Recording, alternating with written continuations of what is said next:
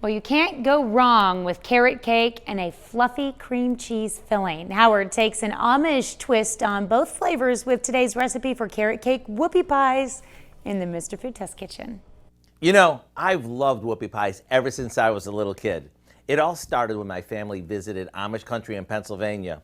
We stopped at this little roadside stand where I got my very first whoopie pie, and it was heavenly. I still remember squishing out the filling of the two cake-like cookies and getting it all over my face. From that moment on, I was hooked. So if you're ready, let me show you a new twist on these. The first thing we want to do is combine a box of carrot cake mixed with some water, oil, and a few eggs, then give it a good mix. We drop spoonfuls of this on a couple of baking sheets and bake them off just like you would a cookie. Then while these cool on a wire rack, we'll whip up a filling, which is simply some softened cream cheese with butter mixed with vanilla and powdered sugar. Once it's fluffy, we smear the flat side of half of the cookies before topping with the remaining cookies. The key to a good whoopie pie is that you can't be skimpy when it comes to the filling. Whether you eat these one bite at a time or you squish the filling out and lick it, you can't go wrong.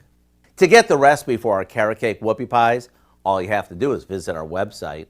I'm Howard in the Mr. Food Test Kitchen with Kelly, who's loving whoopie pies as much as I do. And today we found an Amish-inspired way for you to say, ooh, it's so good. We can find this recipe along with a lot more good food from the Mr. Food Test Kitchen online. Just go to our website at KOAMnewsnow.com.